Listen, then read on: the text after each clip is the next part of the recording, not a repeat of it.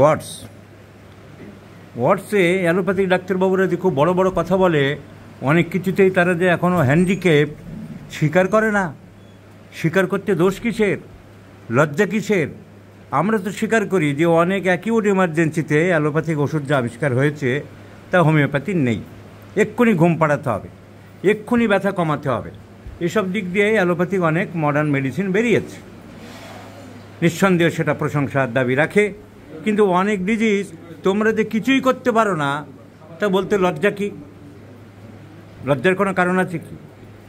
এই যে আঁচিল, এই ভদ্রমহিলার এই যে আঁচিলগুলো হয়েছে, কোনো অ্যালোপ্যাথি ডাক্তার এই আঁচিল সারাতে পারবে? বলবে আসুন কেটে দিই, কটারাইজেশন করি, লেজার থেরাপি করি। এই তো গিয়েছিল, তাই বলছে লেজার থেরাপি করে দিই। এই আঁচিল ভর্তি, একটার পর একটা কলিফ্লাওয়ার লাইক আঁচিল।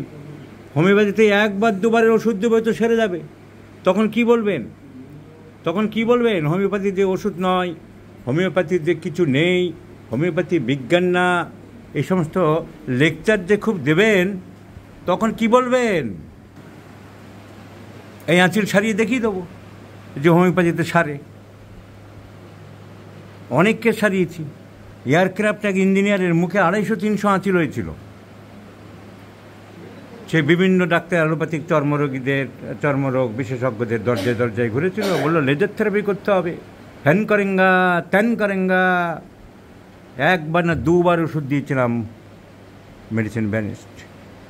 জেনে নেবেন ইন্ডিগো এয়ারপোর্টে এখন তার পোস্টিং আছে আগরতলা ইন্ডিগো এয়ারওয়েজ কোম্পানি যে ইন্ডিগো কোম্পানি আছে, তার এয়ারক্রাফট ইঞ্জিনিয়ার মিস্টার কুমার বলে একজন খোঁজ করবেন যে আছেন কেউ ইন্ডিগো কোম্পানিতে এয়ারক্রাফট প্লেন সারানোর ইঞ্জিনিয়ার। 250টা আঁচিল 2বারের ওষুধে চলে গিয়েছিল। বলেছিল 3, 4, 5 বছর ধরে ডার্মাটোলজিস্টরা দেখেছিল, বলেছিল লেজার সার্জারি করতে হবে।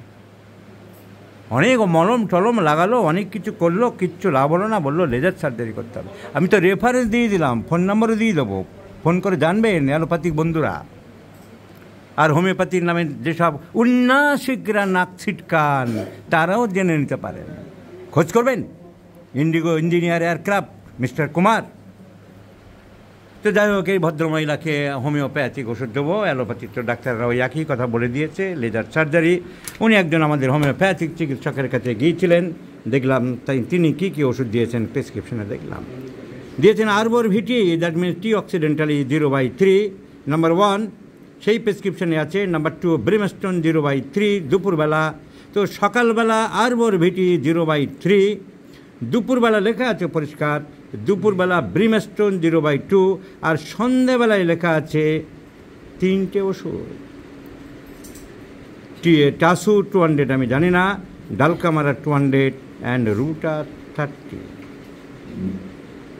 The doctor is Dr. Tirthankar Banerjee, BSMS Honours, NIS Government of India, MD Homeo।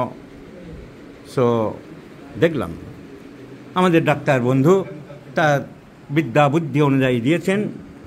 Qualified physician, university topper at West Bengal University Health Science, honored at higher score। তো হায়ার স্কোর পাওয়া চিকিৎসকরা higher medicines দিয়েছেন। 3টি সকালে Thuja, দুপুরে brimstone, আর সন্ধ্যেবেলায় 3টি একসাথে থেকে আলাদা আমি জানি না, আমি বোঝার ক্ষমতা নেই, যা লেখা আছে তাই বললাম। আচ্ছা, অনেকে বলে যে এই প্রেসক্রিপশান অন্যের প্রেসক্রিপশান দেখানো। আরে প্রেসক্রিপশান তো দেখার জন্যই বাজারে ছাড়া। আমরা দেখলাম আরও 10টা ছেলে যদি শিখতে পারে, আমারটা শিখবে কি এই স্টাইল শিখবে, সবার শেখার অধিকার আছে। এই ব্যাপারে আমি একজন হাইকোর্টের অ্যাডভোকেটকে জিজ্ঞাসা করেছিলাম, বলে প্রেসক্রিপশান ছাড়া হয়েছে মানে যে কেউ দেখতে পারে, যে কোনো জায়গায় দিতে পারেন। আপনি তার কাছ থেকে নিয়ে দিচ্ছেন না, চুরি করে দিচ্ছেন না, আপনার চেম্বারে পেয়েছেন, আপনি দিচ্ছেন। ওসব বাজে ভাঁওতাবাজ ইতরদের কথায় কান দেবেন না। কারোর কোনো করার হিম্মত থাকলে সে দেখাক, আপনি জোর কদমে দেখাবেন। তার কারণ আপনার অধিকার আছে।